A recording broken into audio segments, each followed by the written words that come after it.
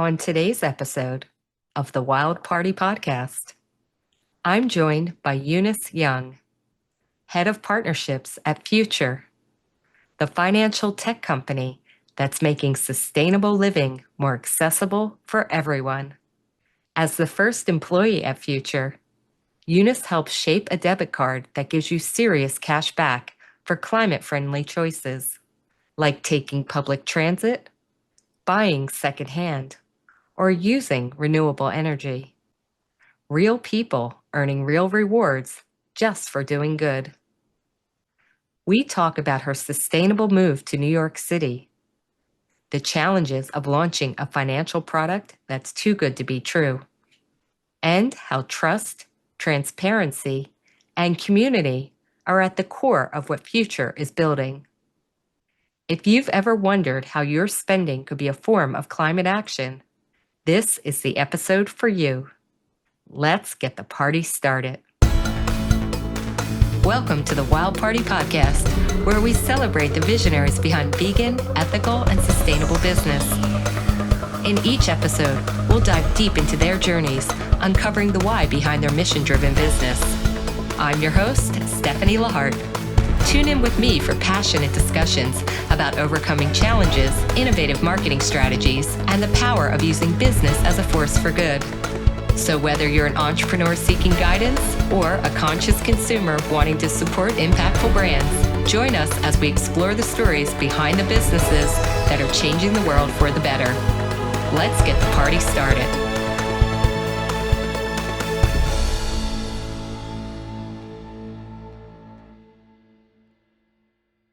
And today I'm so excited to welcome Eunice Jung to the podcast. Eunice is the head of partnerships at Future, and she's in charge of curating Future's rewards ecosystem of over 150 sustainable and mission-aligned brands. In fact, you guys are already acquainted with some of those brands because we've had them on the show, including Rosy Soil and Plain Products. And not only that, Eunice's story is so cool because she was actually the first employee of this company, and she has been instrumental in shaping the future of this financial tool that empowers everyone, no matter their income or credit score, to access sustainable living. So if at this point you're like, Stephanie, that sounds great, but I don't really understand what this company does, I am going to turn that whole thing over to Eunice because it takes a little bit of explaining. But first of all, Eunice, welcome to the show. Hi, thanks so much for having me. I'm so excited to chat. Yeah, I was really excited. So you reached out to me and you said, hey, I've heard of the podcast and we've had some partners on there. So I'd love to talk to you. And of course, when I saw it was Chad at Rosy Soil and then Lindsay at Plain Products, I'm like, absolutely. Loved having them on the show, loved hearing about their journey. So, that's just proof for me. If they're already involved with you guys, I'm like, clearly I need to talk to you. So, why don't you first start off explaining to our audience a little bit about what Future is? Because again, it's not something that immediately might make sense to people. You have to understand the model. So tell us what Future does. Yeah, Future. So we're a debit card company that gives cash back on everyday living, everyday purchases. I think we wanted to kind of demystify this myth of sustainability being inherently more expensive, while it is true in certain cases, right? Like affording an electric vehicle might be more expensive upfront than purchasing a used, gas-powered vehicle, for example. But we wanted to highlight and meet everyday Americans where they were at. So if you're looking for home electrification, like great, let's give you cash back on your home electrification choices that you want to make. If you're like someone who, lives in New York City and commutes every day with public transit, great, we'll reward you for taking public transit every day actively as a choice. And if you happen to ride rideshare, we'll give you, the extra cash back on choosing an all electric rideshare rather than a fossil fuel powered rideshare. So it's like little switches like that where we try to find and reward folks for the purchases that they make and the decisions that they make every day and with a lesser carbon impact.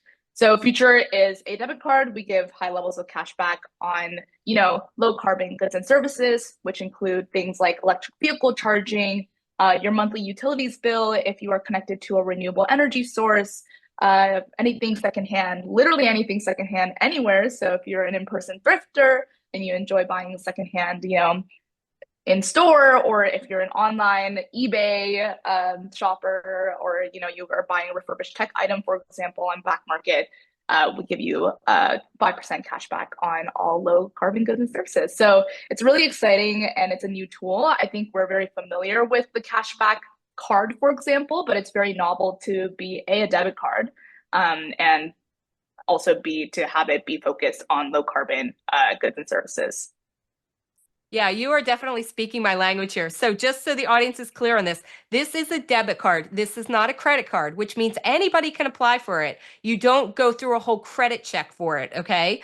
So that's the great thing. What I also really loved about it when I was introduced to your company was the fact that you had already figured out all the sustainability options for me. Because what you mentioned with, these cards having all these cashbacks, I get notices all the time. They're all my various cards. And they're always like cash back on this. And I look at this laundry list of companies and things, and it's nothing I use ever. Mm-hmm. And I'm like, this doesn't do anything for me. And I know there's like whole business models now where people are like, talking online about cashbacks and reward programs. And I'm always like, it's too freaking complicated. It's too Mm. complicated. And I feel like you guys really simplified that. So personally, thank you. I feel like now my money could go a lot further. I like how you just tied in the whole, hey, if you're buying stuff on eBay, you get cash back as you buy it, and then what, you resell it, right, too? Yeah? You can. I mean, you can be part of that like resale ecosystem. It's a growing industry every year, and especially in the climate that we're in right now of folks possibly heading into a recession. Like we're noticing more and more that secondhand is a much larger industry every year. So it's really important for us to kind of emphasize and empower people for their choices that they make, not necessarily, have a punishing approach of like, oh, if you can't access this financially, you're not sustainable enough. There's no litmus test to being sustainable enough, right? Regardless of your income, regardless of how you live, and where you live, like, we want to make sure that we're rewarding you for perhaps the already sustainable purchases and lifestyle choices that you're making. And if not, we can perhaps be a discovery platform for more. So it's really exciting to be kind of at the crossroads of climate change action and also finance, because it's a very, very new space. There's not a lot of companies that are hitting the intersection of both. So there's a lot of room for experimentation and growth for sure. Yeah, and sometimes I feel there's just so much word salad out there. You're like, I don't understand this or how I'm supposed to do anything. But like I said, at least with Future, it was pretty evident from the get-go. Debit card, use your money the same way you ever would, but then you actually can do good in the world too with every purchase. So that's pretty cool.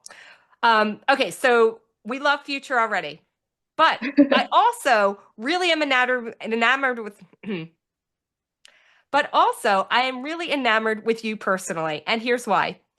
You knew from an early age that you wanted to be involved in this sector, in sustainability, in doing good for the world. So much so, like I said in the beginning, you were actually the first employee of this company. So tell us a little bit about you, Eunice. Like, what is your background? Where did you come from? And how did you first hook up with Future? Yeah, so I feel very lucky to be a part of a generation that kind of has climate as an important value, way more upfront. I think we're also the generation and generations to come that are really going to live the effects and consequences of climate change. And so, I mean, we've seen it already, and we're the generation that I think is speaking out outwardly about it. And also, from an academic perspective, we're seeing that institutions are actually teaching sustainability as an academic practice. So I feel very lucky to be one of the first cohorts where I went to school. I went to Stanford to be one of the first cohorts to get a degree, a master's degree in sustainable science and practice, which we can get into that a little bit later. But I actually didn't know, sustainability as a term until I went to college. I feel like it was just a mindset that I've always cherished and lives. I mean, my parents are immigrants from Korea, and growing up in the Bay Area, like we are, trying to make ends meet, trying to be grateful for the things that we have. And, there are rocky times economically, right? So stretching the life cycle of all the items that we owned was just a value that was instilled upon me by my family. Like we used to go to Warriors games back when they were cheap. Now the Warriors are good, so the tickets are more expensive. But growing up, the Warriors, yeah, the tickets were really cheap. So we would go to the Warriors basketball games. My dad loved basketball, and they'd always give out these like extra large t-shirts at these like basketball games as like free merch. And those t-shirts ended up being so many different things at our house. Like right now there are currently some that are car seat covers so that we can like wash them and rinse them and don't have to necessarily clean our car seats that often. We can just wash the t-shirts. And then we also have some that are like dish rags or door stoppers even. So it's like, just rethinking your relationship with the items you own was always part of my lifestyle. So when I came to college, I was really, ecstatic to realize that I could study basically how I lived my life and the values that were important to me.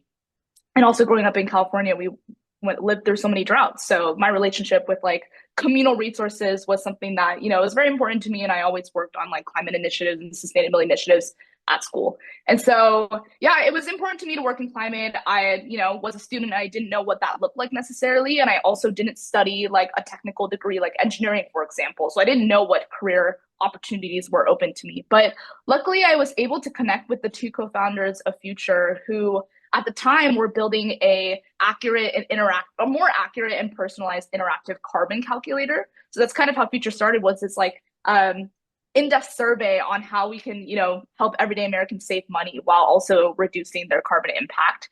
And I kind of joined in at that early stage as, giving feedback as a young person studying sustainability. They were kind of looking for that perspective, that Gen Z perspective into, framing a survey like that. And we just, had such a great chemistry and like great mission that they invited me to kind of help them join and grow Future. And so Future started as that carbon calculator survey, and we kind of transitioned into being a financial product after talking to a bunch of Americans that took our survey and realized that finance is, the most single-handedly the most important deciding factor in making like a switch in their life. And so that's kind of when we had our aha moment of, what if we were a card that gave rewards for sustainable purchasing? Why don't we just do that? People are familiar with, high rewards cards. Why don't we just do that?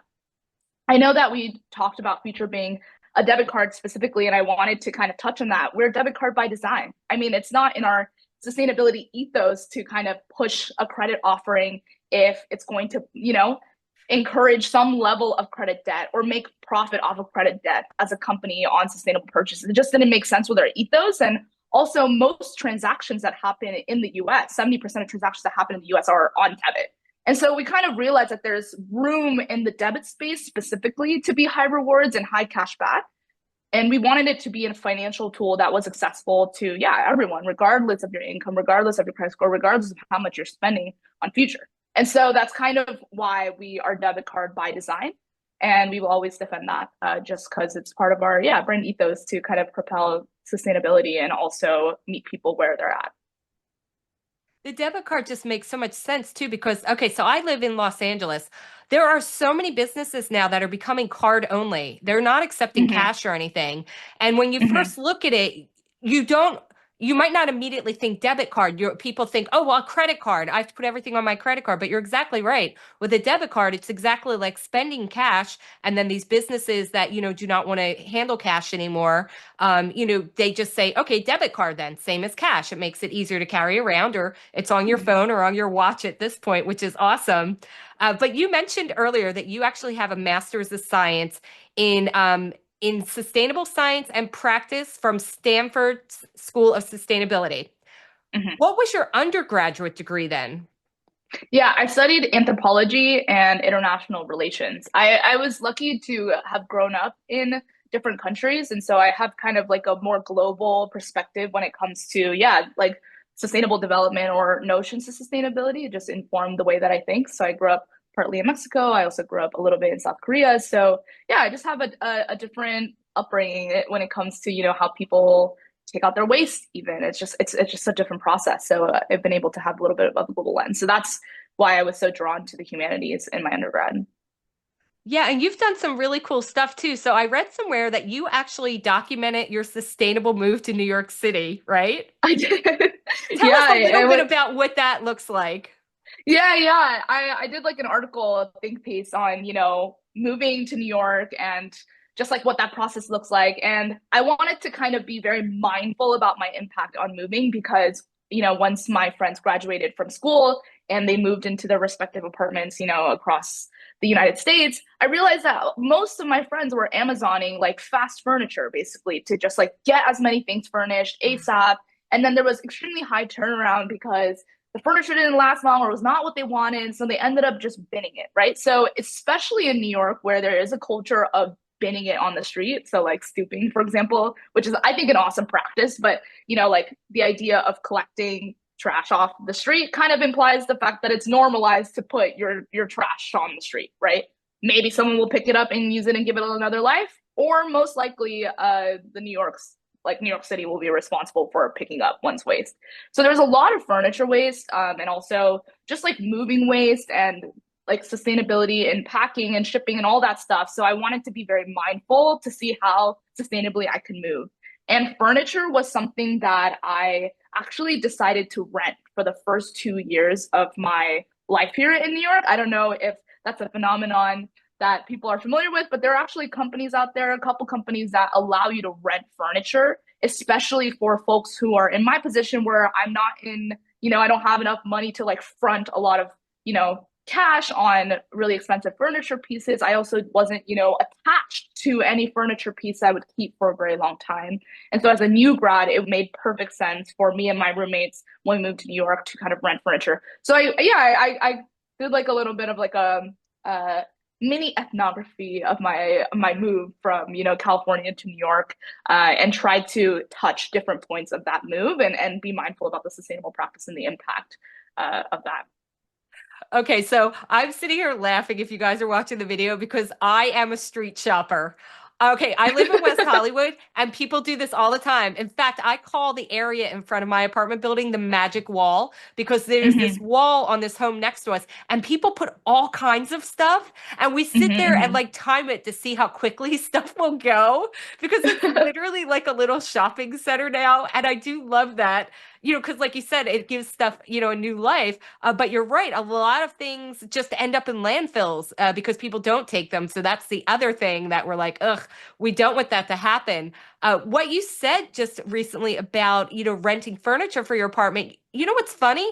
I knew, and I've done it in the past when I worked at businesses, that you could rent furniture for an office, but it never occurred to me to rent furniture for an apartment, especially one that you knew that you might not be in that long. So that was kind of brilliant.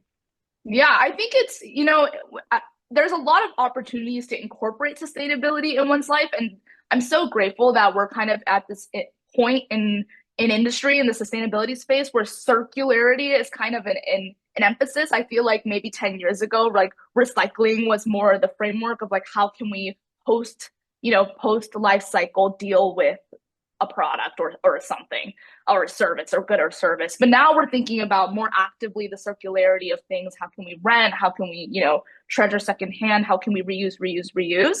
And so I really like that there are, yeah, different opportunities to kind of engage with reuse just because there are companies that are kind of filling that need. So yeah, personal furniture rental, it exists in New York City. It's definitely something that would a lot of people here would benefit from, especially since there's so much turnover between moving and apartments, and there's I know not really a sense of permanence, for example, but I'm hoping to see it, normalized across all big metropolitan areas in the US, hopefully.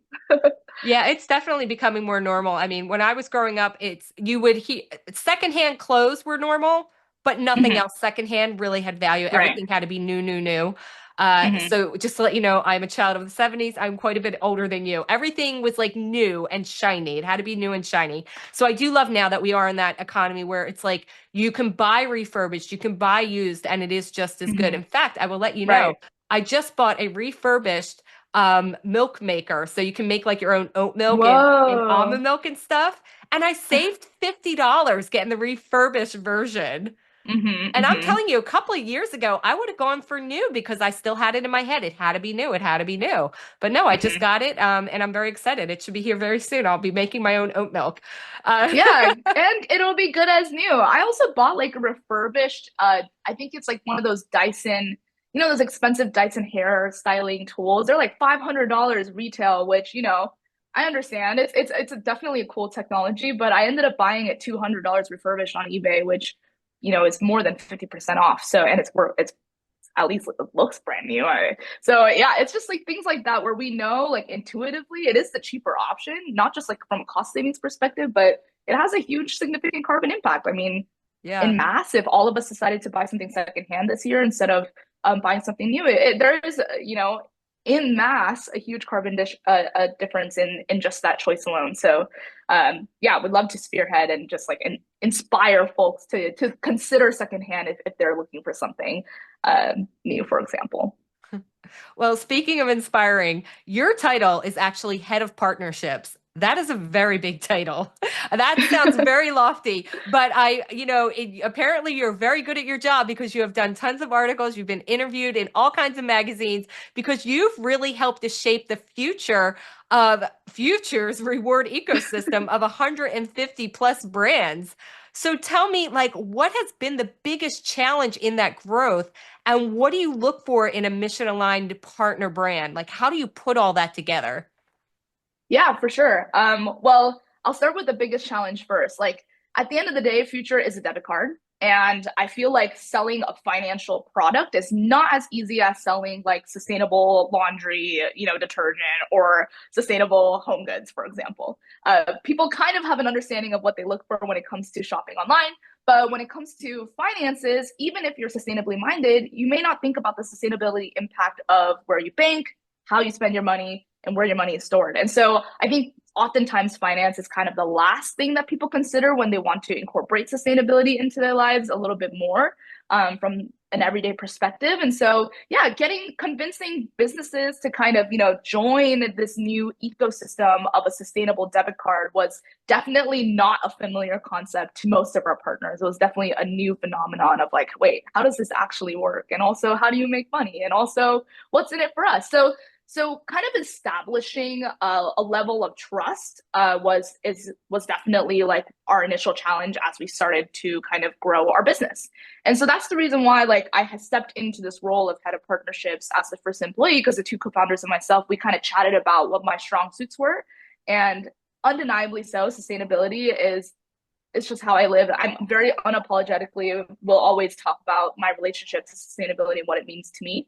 And so that kind of passion that they saw when we met for the first time, they realized that it would serve really well as an external facing role. And so how can you be the face of future, represent future, even if it might be an uphill battle of selling a debit card. And so that was one of the original challenges of trying to get our name out there. You've never heard of us. There's an element of trust when it comes to finance. Are we promoting, bad banking practices, all of that stuff?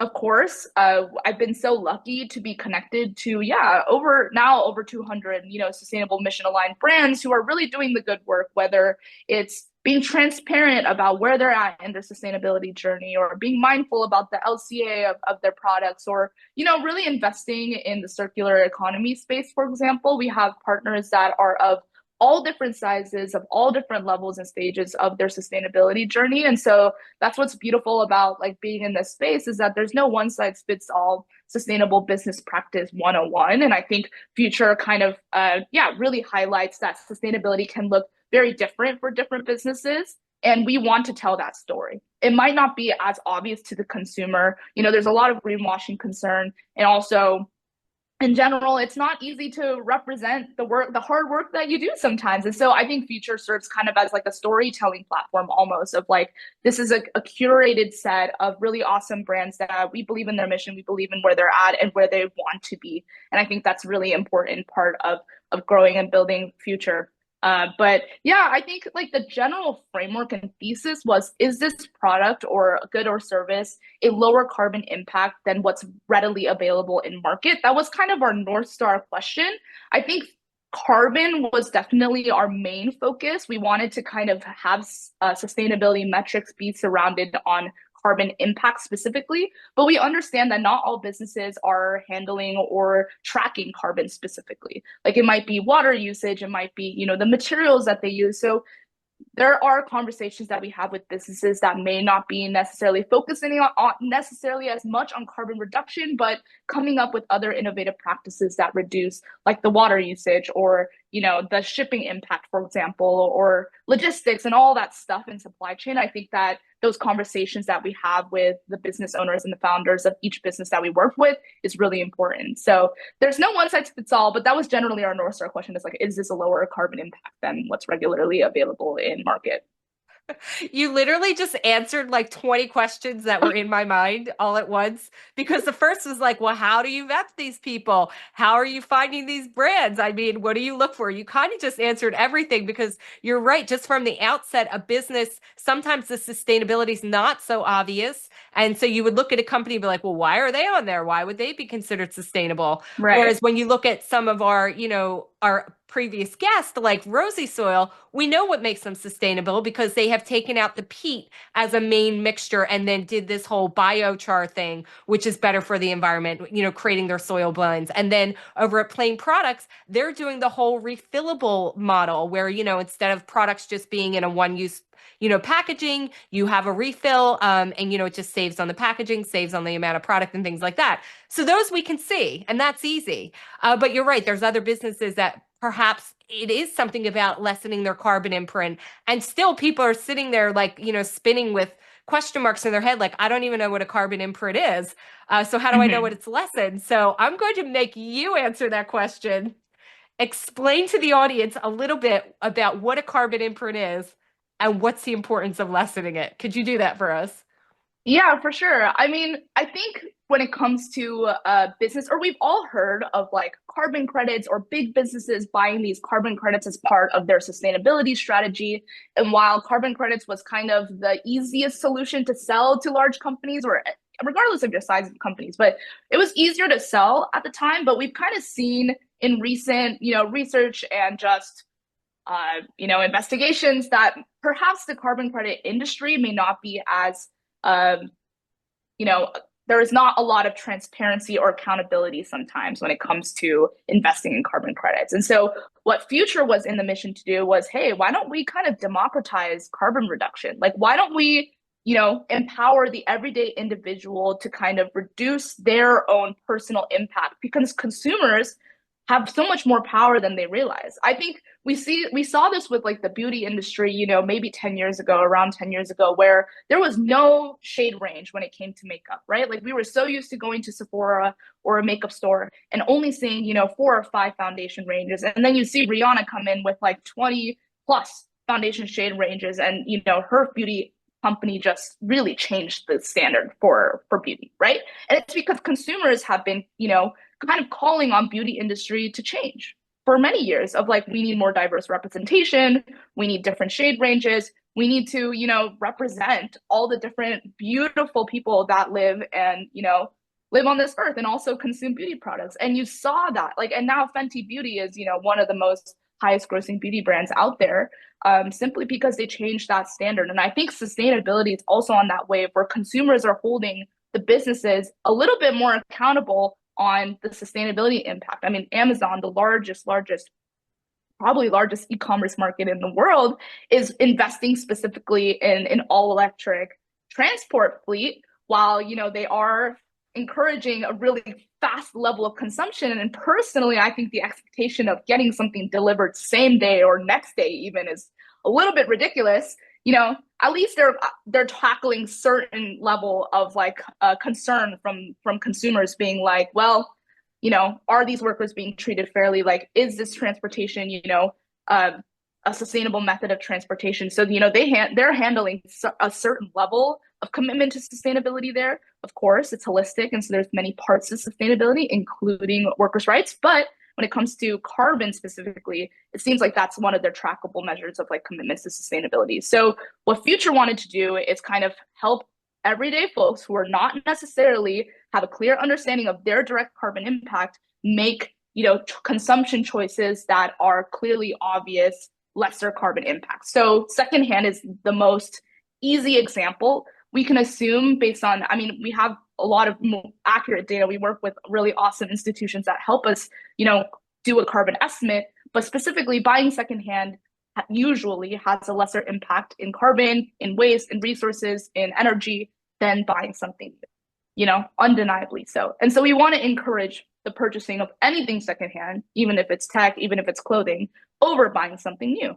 And then there's stuff that is a little bit more complicated, like buying a new product, for example, buying skincare that's new. There's some brands that do commit to a certain, transparency practices, sustainability business practices. Plain Products amazing, amazing job of trying to normalize refillable skincare. They have all aluminum packaging, which is also a more sustainable and recyclable material than, glass or plastic, for example.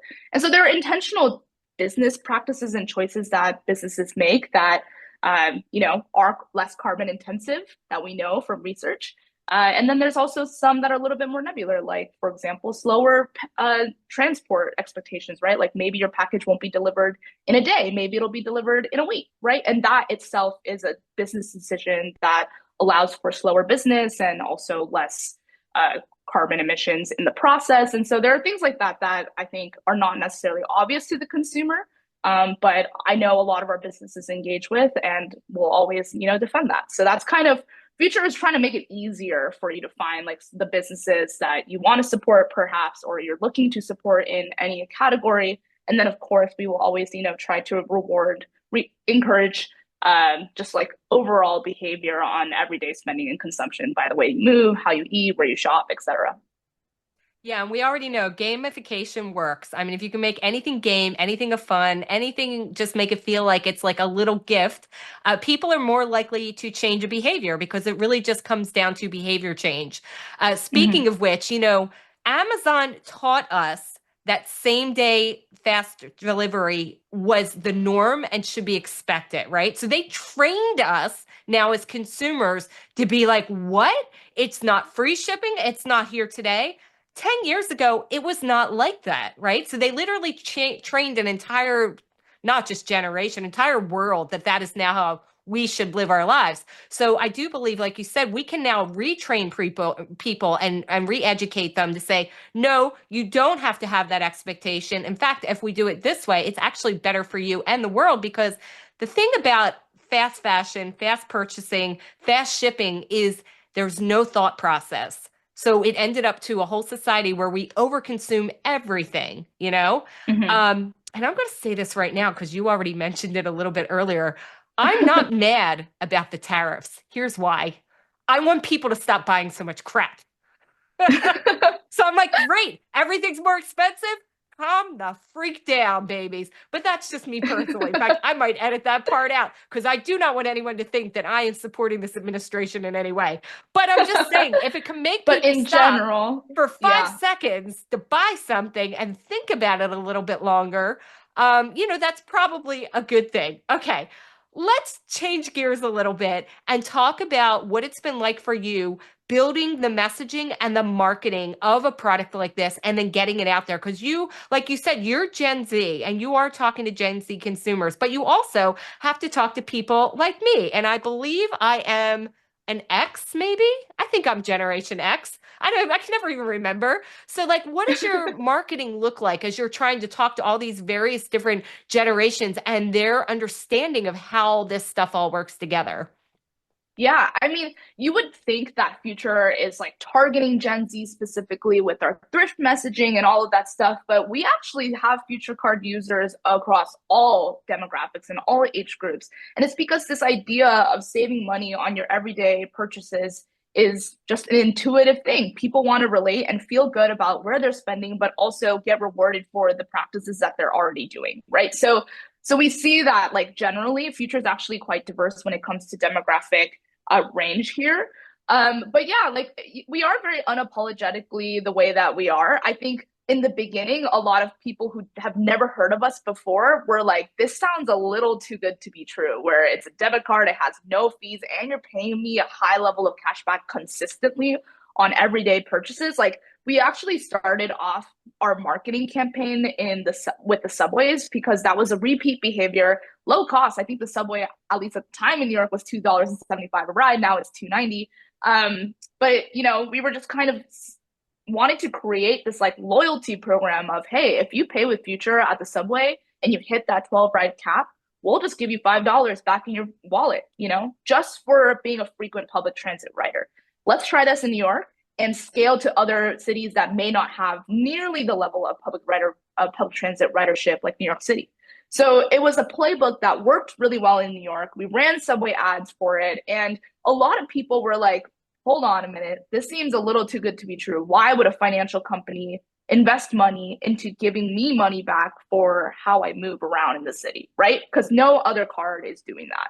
And I think that was kind of like our, big break when it comes to establishing ourselves in the finance world, because a lot of people thought we were a scam, just generally because we were giving money back for things that no other business wanted to give and reward money for.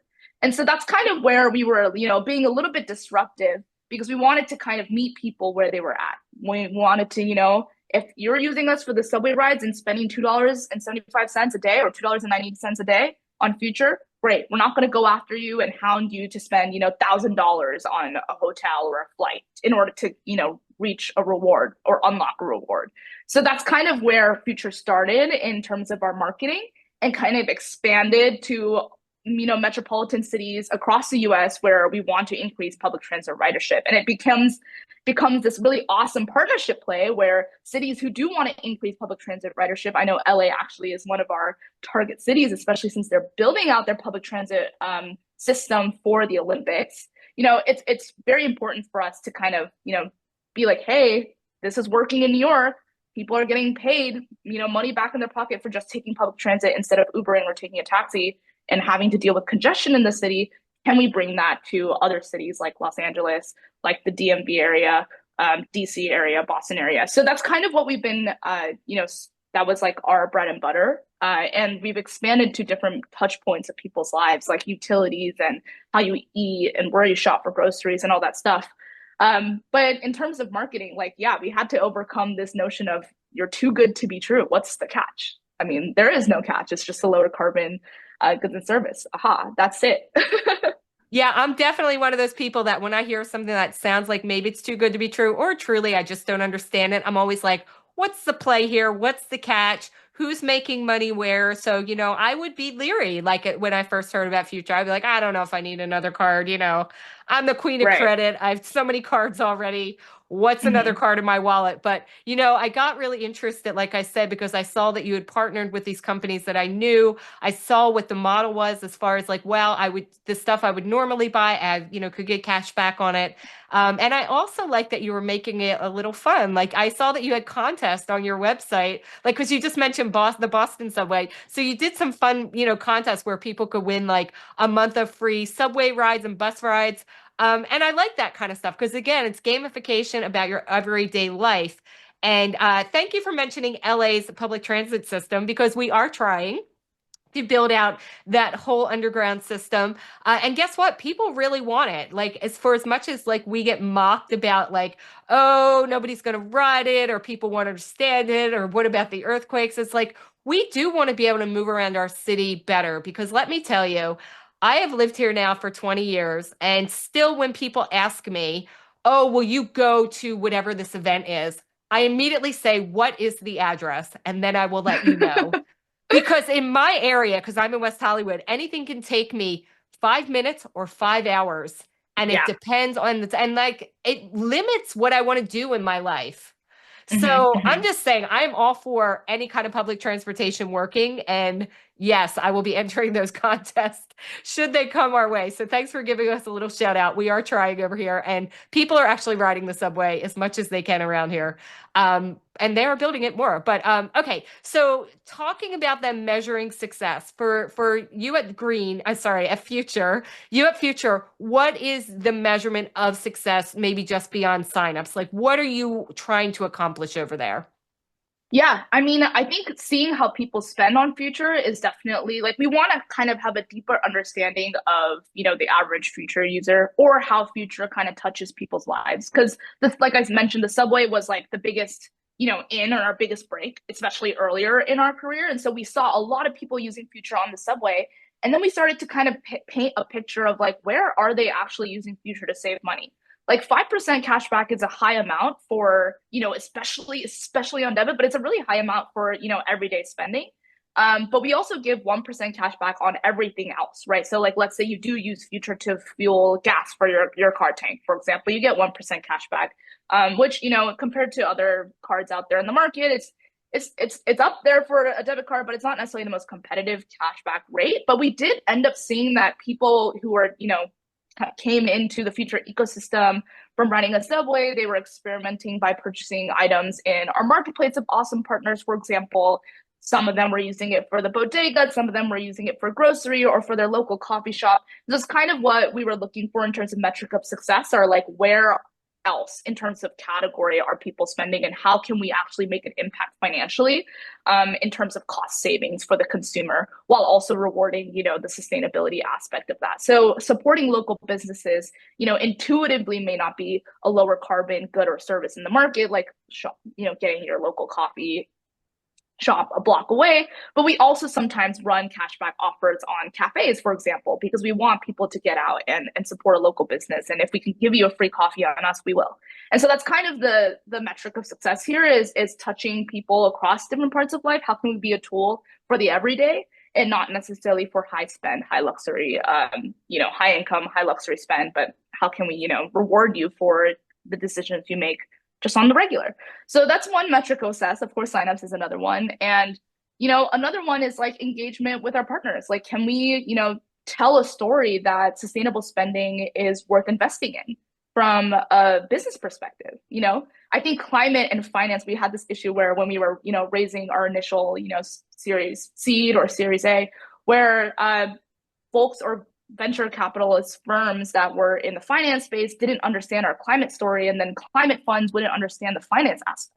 So I think because we're such a unique niche intersection of both values, it was a very interesting sell that we had to kind of position ourselves, and a story that we had to tell, being like, hey, look, these people came into us because we were giving a really awesome rate on the subway, or we were giving a really awesome rate on utilities, for example, but we're actually seeing them convert across different sustainable behaviors. So if you came in from the New York subway, we actually influence you to maybe consider community solar for your utilities. Like, I didn't even know that that was an option for me as a renter in New York. And many people don't, that your utilities that you rent in New York, in LA, or wherever, you can actually connect to a renewable source and it'll be net cheaper for you for every month of your utility bill, and even cheaper if you pay with Future. So it's like things like stories like that are our metrics of success. Like, how can we have people find sustainable switches beyond the original category that they were introduced to, at least, or how Future was introduced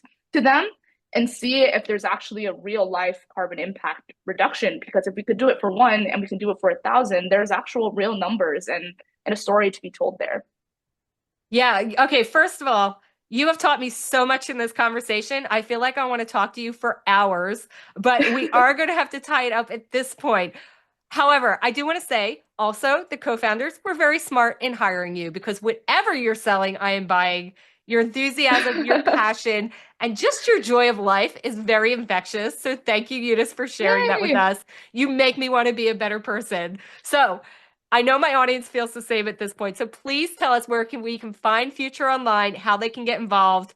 And yeah. Of course. Well, our website is future.green. We are paying extra for that .green domain. So it was by design, future.green. You can't miss it. If you also look up Future Card, you will be able to find us on the internet. We have an app where you can get your debit card, and it should take like 2 minutes and sign up. You just need to verify who you are. And if you're interested in getting Future, it's free. It has no fees. And yeah, you can start using it right away, essentially. And I'm curious, reach out to me here, give me feedback, or, if you want a business, for example, that you support locally that we may not have caught, for example.